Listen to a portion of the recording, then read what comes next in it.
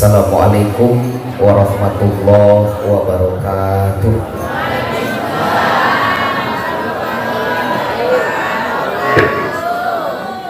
Alhamdulillahirabbil alamin wa bihi nasta'inu ala umuri dunya waddin. Wassalatu wassalamu ala asrofil anbiya'i wal mursalin imamil muttaqin sayyidina wa maulana Muhammadin wa ala alihi wa ashabihi ajmain, amma ba'du. Al-mukarramun, para alim ulama, para kiai, para ajengan, wabil khusus Sayyidina Al-Mukarram, pengasuh Pondok Pesantren Bani Husein beserta seluruh dewan kiai yang saya hormati, mudah-mudahan Allah muliakan. Sayyidina Al-Mukarram Rois Syuriah, pengurus cabang Nahdlatul Ulama Kabupaten Pangandaran yang saya hormati, mudah-mudahan Allah muliakan. Aparatur pemerintahan dari atasan sampai bawahan yang saya hormati, tamu undangan, tokoh masyarakat, hadirin wal hadirat rahimakumullah. Karena biasa Pak, kalau acara begini tuh ada dua, ada hadirin, ada hadirat. Kalau hadirin itu hadirnya di dalam tunoong tina janela masjid, eta mah hadirin lah, hadirna di jero. Kalau hadirat itu hadirnya out di luar. Hadirin wal hadirat rahimakumullah. Imam Bukhari meriwayatkan dalam sahihnya, suatu malam sahabat Mu'adz bin Jabal sholat isya sendirian di masjid. Selesai takbiratul ihram, datang makmum di belakangnya. Mu'adz bin Jabal tahu ada makmum di belakang, tapi saking semangatnya beliau sholat, di rakaat pertama setelah membaca Al-Fatihah, beliau membaca surat Al-Baqarah. Di rakaat kedua, beliau membaca surat An-Nisa. Stres lah makmumnya Pak. Akhirnya makmumnya minggat, tidak selesai berjamaah dengan Mu'adz bin Jabal. Selesai sholat, Mu'adz bin Jabal tahu ada makmumnya yang minggat. Marah beliau itu, terbalik maknya berjamaah kabur. Jika orang Pangandaran wae pengajian minggat. Bukan Pangandaran ini Pangandaran yang di Amerika. Keesokan harinya sampai kabar pada telinga si makmum tadi bahwa Mu'adz bin Jabal memarahi dia. Merasa malu dimarahi oleh salah seorang sahabat cerdas baginda Nabi. Akhirnya si makmum ini mengadu, curhat kepada Rasulullah Shallallahu Alaihi Wasallam. Ya Rasul, saya itu bukannya tak mau berjamaah dengan Mu'adz bin Jabal, terus kenapa kau minggat? Bayangkan saja ya Rasul, rakaat pertama baca Al-Baqarah, rakaat kedua baca An-Nisa, saya itu banyak keperluan. Lalu dijaprilah Mu'adz bin Jabal oleh Rasulullah Shallallahu Alaihi Wasallam. Benar apa yang disampaikan orang ini Mu'adz, bahwa tadi malam kau mengimami sholat membaca Al-Baqarah dan An-Nisa. Betul ya Rasul. Giliran Rasulullah Pak yang marah, semarah-marahnya kepada Mu'adz. Kata Nabi, anta munafir ya Mu'adz, kau itu penyebab orang lari dari agama Allah. Orang ini tidak mau berjamaah karena kau terlalu lama membaca surat di dalam sholat. Kenapa kau tidak baca surat Al-Lail, Ad-Duha, Asy-Syamsi, atau seperti orang NU Kulhu? Ini malah baca Al-Baqarah. Dari hadis ini ibu bapak kita bisa mengambil pelajaran, sholat berjamaah saja jangan terlalu, apalagi ceramah. Intinya begitu. Saya bahas awal dulu ya Pak. Timbul satu pertanyaan Pak, kenapa kiai kita, guru kita, sepuh kita mentradisikan haul? Ini pertanyaan yang sering diungkapkan oleh sebagian saudara-saudara kita. Ada yang bilang, Anda bisa cek satu kitab tebal ditulis oleh Abdurrahman bin Hasan bin Muhammad bin Abdul Wahhab. Nama kitabnya Fathul Majid bi Syarhi Kitab Tauhid. Tebal sekitar 600 halaman kitabnya. Di halaman 360-an dia bilang, orang yang memperingati kelahiran Nabi atau memperingati wafatnya seseorang yang kita sebut dengan haul naun minal ibadati lahum, itu adalah salah satu bentuk penyembahan terhadap mereka. Hari ini kita memperingati haul almarhum al-maghfurlah, mereka tuduh kita sedang menyembah almarhum al-maghfurlah. Pertanyaannya, kalau kita menyembah almarhum al-maghfurlah, musyrik gak Pak? Musyrik gak Bu? Musyrik. Jadi kata mereka, hari ini, malam ini kita sedang melakukan kemusyrikan. Anda bisa cek dalam kitab itu. Lalu kita akan jawab, benarkah haul ini tidak ada dari sanahnya? Ternyata Pak, bukan tidak ada dari sanahnya, mereka saja yang belum pernah ke sana. Tinggal kita tanya saja kapan mereka mau ke sana. Kiai kita itu jangankan haul, rokok pun ada dalilnya loh Pak. Nah makanya kita akan kaji dulu mana dalil haul. Hari ini ibu bapak perlu tahu, jangankan acara haul seperti ini yang mengumpulkan orang banyak, perilaku kita sehari-hari saja, praktek keberagaman individu kita saja tidak terlepas dari kritikan saudara-saudara kita. Saya sering menyebutnya TTM, tetangga tapi menyebalkan. Ya tetangga kita tapi kerjaannya nyinyir terus Pak. Salah satu kemarin itu ada seorang doktor Pak, ceramah di YouTube. Kalau dulu kan belajar kitab itu qiraatul kutub, baca kitab. Sekarang itu belajar agamanya qiraatul YouTube. Di YouTube itu ada seorang dokter bilang, praktek keberagamaan umat Islam di Indonesia itu telah banyak menyimpang dari apa yang diajarkan oleh Nabi Muhammad. Sudah berbaur antara yang hak dan yang batil, antara yang sunnah dan yang bid'ah, kata dia. Salah satunya kata dia mengusap wajah setelah sholat.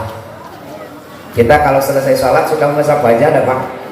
Oke, sambil baca asyhadu alla ilaha illa huwa rahmanur rahim Allahumma dhib anniyal hamma wal hazan. Nah kata saudara kita itu tidak ada dalilnya, tidak ada dari sanahnya. Itu tuduhan yang dusta, bohong. Mengusap wajah setelah sholat itu Bapak dicontohkan oleh Nabi Muhammad Shallallahu Alaihi. Hadisnya banyak. Saya temukan hadisnya dalam kitab hadis karya Imam At-Tabrani. Nama kitab hadisnya Al-Awsat. Saya juga temukan hadisnya dalam susunan hadis karya Imam Al-Haythami. Nama kitabnya Mazmaz Zawaid. Di sana disampaikan sebuah hadis hasan dari Anas bin Malik. Kata Anas, setelah Nabi salam ke sebelah kiri, beliau pegang ubun-ubunnya, kadang langsung mengusap wajahnya sambil berdoa, Bismillahilladzi la ilaha illa huwa rahmanur rahim Allahumma dhib anniyal hamma wal hazan. Ternyata ada Pak dalilnya. Yang tidak ada dalilnya itu Pak, yang tidak dicontohkan oleh Nabi itu Ibu adalah mengusap wajah orang lain setelah sholat. Itu baru bid'ah Pak. Assalamualaikum warahmatullahi wabarakatuh. Assalamualaikum warahmatullahi wabarakatuh. Eta mah bid'ah. Kalau mengusap wajah sendiri itu Nabi yang mencontohkan. Apakah haul ini dicontohkan oleh Nabi? Dijawab dalam hadis sahih riwayat Imam Ahmad bin Hanbal dan Imam Al-Baihaqi. Anda juga bisa baca hadis ini dalam kitab Syarhus Sudur karya Imam Jalaluddin As-Suyuti, sebuah hadis hasan dari Anas bin Malik. Ya. Kata Anas bin Malik, riwayat Imam Al-Baihaqi ini sahih. Kana Rasulullah sallallahu alaihi wasallam yazuru syuhada bi Uhud fi kulli haulin. Ada kata haul. Jadi kata Anas bin Malik, Nabi itu ibu bapak senantiasa berziarah ke makam syuhada Uhud fi kulli haulin, setahun sekali. Jadi yang mencontohkan haul itu Rasulullah sallallahu alaihi wasallam, dengan bukti beliau berziarah ke makam syuhada Uhud setahun sekali. Lalu timbul pertanyaan, oke, haulnya dicontohkan oleh Nabi, tapi kan kalau di Pangandaran haul itu bukan hanya ziarah kubur seperti tadi siang, tapi suka ada bagi-bagi makanan. Ada Bu bagi-bagi makanan? Oke, ini dijawab juga oleh Imam Bukhari dalam sahihnya. Kata Siti Aisyah, la in kana yadbahu syata. Dalam satu riwayat ada tambahan yauma wafati Khadijah, di hari wafatnya Khadijah Nabi suka menyembelih satu ekor kambing. Tsumma yaqul, lalu Nabi bilang, idhabu bidi ila fulana fa innaha shadiqata Khadijah. Kirimkan daging ini ke Bi Anu, dia itu teman muslimatan Khadijah. Kirimkan daging ieu kabi anu etate dulur Khadijah. Jadi Rasulullah yang mencontohkan bersedekah makanan ketika peringatan wafatnya Siti Khadijah. Lalu timbul lagi, bukan hanya bagi-bagi makanan. Di Pangandaran itu kalau haul suka ada pembacaan atau penyebutan biografi sejarah orang yang diperingati wafatnya. Kalau dalam istilah kita namanya manaqib. Ternyata di akhir hadis ini Aisyah menambahkan wa yukthiru min dzikriha. Nabi itu sering membacakan biografi, Nabi sering membicarakan kisah-kisah beliau dengan Khadijah. Kalau misalkan begini Ibu, kata Nabi itu, ya Aisyah, duhai Aisyah, dulu itu ketika ada Khadijah, kalau pengajian seperti ini biasanya ada buah-buahan di meja itu. Sekarang itu Khadijah almarhum tinggal cai wewungku. Contoh. Jadi yang mencontohkan haul itu Nabi, yang membagi-bagikan bersedekah makanan di haul itu juga Rasul, dan Nabi juga yang mencontohkan membaca kisah orang yang diperingati haulnya, atau istilah kita manaqib. Jadi manaqiban itu yang mencontohkan Rasulullah Shallallahu Alaihi Wasallam. Manaqib itu bahasa Arab, bahasa Indonesianya biografi. Jadi kalau tidak mau manaqiban dibid'ah-bid'ahkan, ganti saja besok itu acara pembacaan biografi Syekh Abdul Qadir Al-Jilani. Insya Allah gak akan dibid'ah-bid'ahkan Pak. Karena yang bid'ah itu adalah manaqib. Padahal eta teh tai kotok jeung tai hayam. Seperti ada santri, ada MTQ di luar Jawa, berangkat naik pesawat, kebetulan tidak bareng. Setelah sampai di lokasi ngobrol santri dengan temannya itu, kau naik apa kemarin dari Jakarta? Aku naik Lion. Lah Lion kurang enak kan? Iya takut. Kalau kau? Aku itu enak naik Lion. Lion dengan Lion dipermasalahkan itu seperti manaqiban bid'ah, biografi tidak bid'ah. Jadi Nabi yang mencontohkan hal-hal seperti itu. Jadi saya titip kepada ibu bapak hadirin sekalian, jangan pernah meragukan apa yang telah kita terima dari guru-guru kita. Apa yang telah kita warisi dari kiai kita itu ada dalilnya, ada referensinya. Cuma kiai kita tidak pandai, bukan tidak pandai, kiai kita tidak sering menghafalkan dalil, tapi kiai kita seringnya mengamalkan dalil. Kiai kita itu jarang menghafalkan dalil, tapi kiai kita itu seringnya mengamalkan dalil. Makanya titip sama ibu bapak, tradisi yang kita terima dari guru-guru kita, dari sepuh-sepuh kita, meskipun kata orang lain itu bid'ah, kata orang lain itu tidak ada dari sanahnya, jangan bergeming sedikit pun. Kalau ada mereka yang bilang hal itu tidak ada dari sanahnya, jawab saja dia yang belum pernah. Tinggal tanya kapan mereka mau kesana. Selesai Pak dalil haul. Oke. Kedua, Isra Mi'raj itu mengajarkan perjalanan horizontal dan perjalanan vertikal, hablum minallah dan hablum minan. Yang ketiga, bekal hidup dalam menuju Allah itu adalah satu, tentukan target. Dua, kejar dengan semangat dan siap berkorban. Tiga, kerja keraslah dalam meraihnya. Empat, kerja cerdas dalam mencapainya. Kelima, solidaritas dibangun. Keenam, bela mereka yang membutuhkan uluran tangan kita.